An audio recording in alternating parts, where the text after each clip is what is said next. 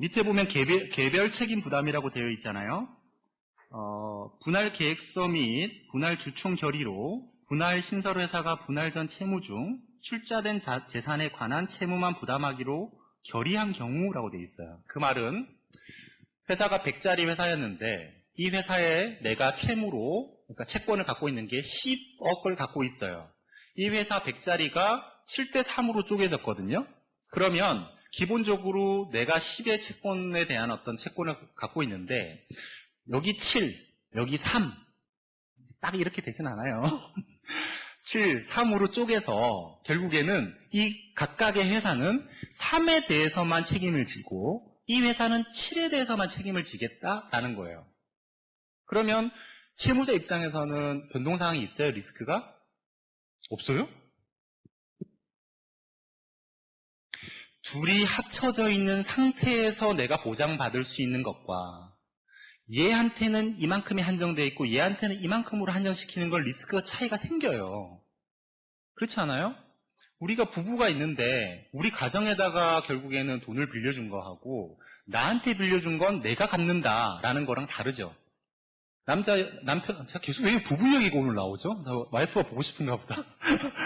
그 부부 사이에 사실 별로 내가 뭐 문제 생겨도 옆에서 돈 갚아주고 이러진 않아요. 분명히 그렇기는 한데 어찌됐건 부부가 전체로 묶여져 있으면 내가 재산이 마이너스가 돼서 까져서 없어요. 그럼 와이프한테라도 받아다가 줄 수 있는 상황이잖아요. 그죠? 근데 이게 원래 분할되기 전의 상황으로 봤었을 때는 네 돈이나 내 돈이나 어쨌든 쌓았던 걸로 주는 거니까 채권자 입장에서는 좀 편안했는데 갑자기 둘이서 분할을 지금 쉽게 하면 안 되는데 분할을 했어요. 그래도 내가 못 갚으면 와이프가 대신 갚아주겠대. 그 정도면 원래하고 차이가 없다라는 거예요. 근데 둘이서 재산 분할을 했어. 7대3으로. 3대7로 했어. 근데 7은 저기서 받고 3은 여기서 받는데 저 7을 저기서 못 주면 내가 줄게. 또 내가 3을 못 주면 저기서 줄게. 이렇게 되면 또 변동사항이 없어요. 그런데 재산 분할할 때 3대7로 했으니까 그 중에서 3은 내 몫이고 7은 저의 몫이야. 나는 3만 갚으면 제가 7을 못 갚아도 내가 더 이상 그거에 대한 책임지지 않겠어. 라고 하면 채권자 입장에서는 리스크가 올라갔다라는 거예요. 자, 그러면 그러한 방금 읽었던 그 개별적으로 부담하겠다라고 하는 그 계약을 쓰게 되면 연대 책임을 면할 수 있다라는 거거든요. 채권자 입장에서 그렇게 해줄까요? 자, 여기서 일반적으로는 안 해주지만 당연히 받을 수 있는 상황이라고 하면 그걸 굳이 그렇게 연대 책임으로 안 할 수도 있어요. 두 번째는요. 우리가 이러이러한 상황에서 분할을 해. 그리고 그 채무는 우리 거야. 라고 하고 그 채무는 우리가 책임질게라고 하고 의견을 제시했을 때 그 상대방 채권자는 기본적으로 어떻게 보면 한번 입장을 보세요. 내 채권자라고 하면 거래처라고 볼 수 있어요. 첫 번째 예를 들면 거래처가 갑이에요? 제가 갑이에요? 거래처가 갑이에요? 확실해요? 방금 지금 이야기한 거래처를 잘 보세요. 얘가 채권자라니까요? 채권자라고 하는 건 얘 물건을 내가 사준 거잖아요. 내가 원재료를 사준 회사예요. 내가 갑이에요? 얘가 갑이에요? 내가 갑이라고요. 우리 분할하는데 너와 관련된 채권은 기본적으로 분할 전 A라는 회사, 분할된 회사 저거는 아닌 거야? 라고 했었을 때 얘는 따라올 수 있어요. 됐죠? 두 번째, 거래 대상이라고 하면 제3거래처 대상이라고 하면 금융기관이 존재하거든요. 그럼 금융기관도 우리 회사 자체의 상황들로 그러니까 이게 떼지는 거 말고 앞에 있는 회사 상황으로 봤었을 때도 대출이 가능한 상황이에요. 그러면 어떻게 하느냐? 기본적인 대출이 10억이 있어요. 그러면 다시 10억을 대출받아서 이 돈을 갚으면 되지 않아요?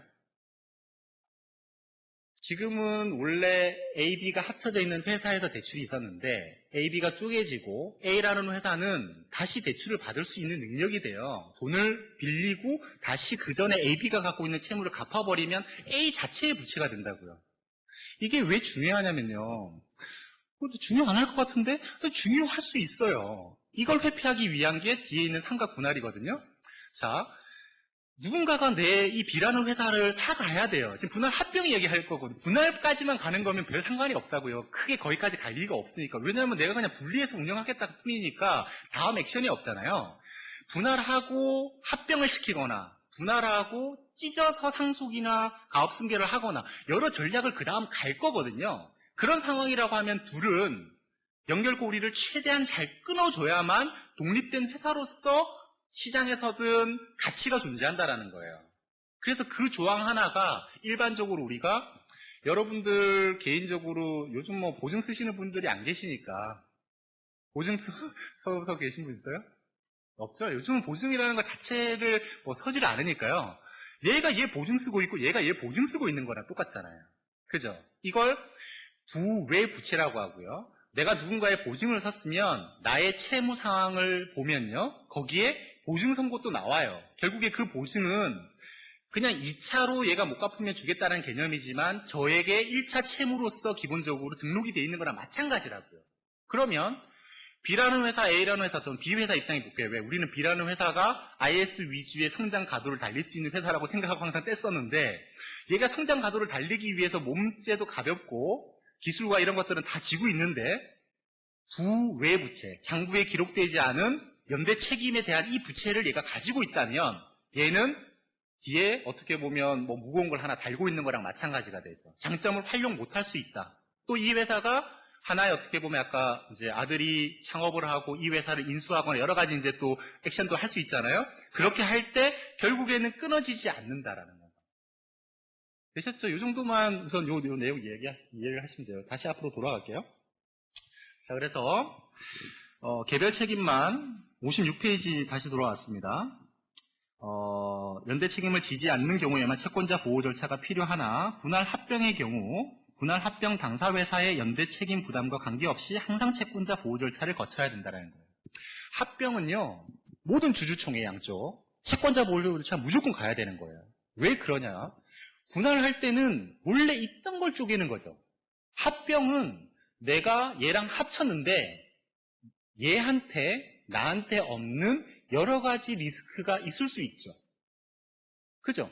그러니 얘랑 합친다라고 하면 나에 대해서 결국에는 채권을 갖고 있는 사람이나 주주권을 갖고 있는 사람이랑 둘 다 나는 쟤를 데리고 오는 거를 용납 못하겠어. 아니면 그게 내 리스크를 너무 높여 라고 판단하는 사람들에게 옵션을 줘야 되겠죠. 그 옵션이 채권자한테는 채권자 보호 절차라는 게 있고 주주한테는 주식 매수 선택권이라는 게 주어진다. 되셨죠? 합병은 두 가지가 다 필요하다. 이렇게 이해하시면 됩니다.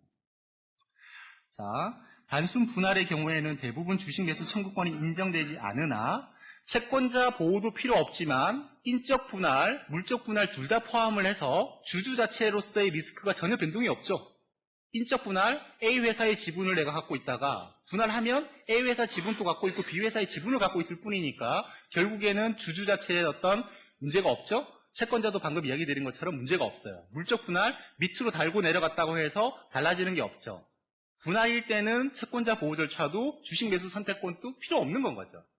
앞에서 말씀드렸던 채권자 보호 절차 예외 사항만 빼면. 하지만 합병은 무조건 합치게 되면 그와 관련된 리스크는 올라간다. 자, 그래서 분할 합병의 경우에는 주식 매수 청구권이 인정된다. 되셨죠? 자, 단순 분할의 경우에는 소규모 간이 분할이 인정되지 않으나 합병이 들어가면 분할 합병이 되면 소규모 또는 간이 분할 합병이 인정된다. 자, 분할 쪽은 기본적으로 쪼개는 것들로 우리가 쓸 수 있는 옵션들이 많으니까 실제는 법적인 어떤 그 테두리를 잘 갖춰놨는데 합병은 원활하게 어떻게 해서 시너지가 나고 고용 창출이 되고 할 수 있도록 좀 열어놔서 소규모 간이라고 하는 좀 쉬운 방법들이 있거든요. 그러면 분할 합병을 하기 위해서 분할을 하는 거잖아요, 목적이. 그렇다면 합병의 간소화의 어떤 제도처럼 간이하고 그다음에 간소화된 어떤 형식으로도 가능하게끔 절차를 축약을 해놓았다라고 생각하시면 돼요. 자, 그 다음 파트. 단순 분할의 경우 공정거래법상 신고 의무가 면제되나 분할 합병의 경우는 합병의 경우와 동일하게 공정거래법상 신고 의무를 부담하게 된다. 우선은 뭐 공정거래법상이라고 해도 실제 비상장 주식과 관련돼서는 크게 신경 쓸 부분은 없고, 상장되어 있는 회사들과 관련돼서 좀 주요한 부분들이 있을 거다 보시고요. 단순 분할, 인적 분할의 경우에는 상장회사 등의 경우, 상장회사라고 되어 있으니까 그냥 읽어보시면 될 것 같습니다.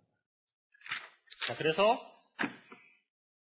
다음 페이지 보면, 방금 말씀드렸던 거를 표로 정리를 해놨어요.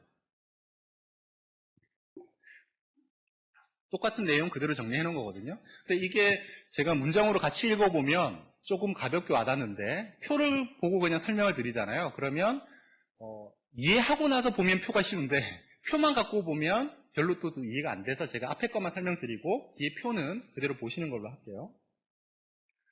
자, 그 다음에 분할 합병과 합병을 한번 비교를 해볼게요. 자, 분할 합병과 합병의 비교 58페이지입니다. 분할 합병은 분할 회사 측면에서 독립된 사업 부분의 단순 분할이지만 분할 합병의 상대방 회사 측면에서는 합병과 동일하다. 그죠? 내가 분할하려고 하는 회사 입장에서는 분할 행위를 하는 거인 거죠. 분할하고 나면 각각의 회사잖아요. 이 회사가 합병을 하든 안 하든 그건 나랑은 상관없잖아요. 크게. 맞죠? 우선은 분할 단계다.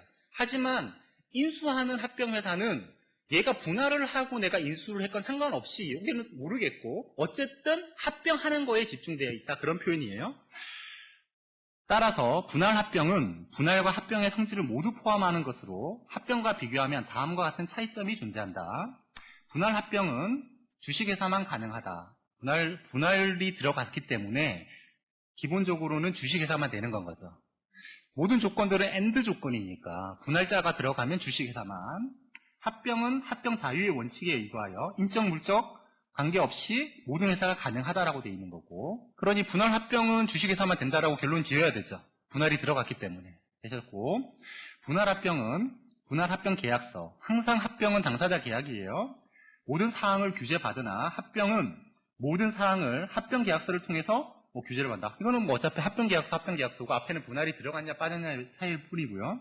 분할 합병의 상대방 회사 측면에서 분할 합병은 분할회사의 사업 부분 중 불필요한 부분을 배제하고 필요한 부분만 합병할 수 있으므로 합병 부담이 상대적으로 줄어들고 시너지 창출 효과가 높으나 합병은 피합병 회사의 전체 사업 부분을 포괄적으로 승계하므로 불필요한 사업 부분까지 승계해야 한다.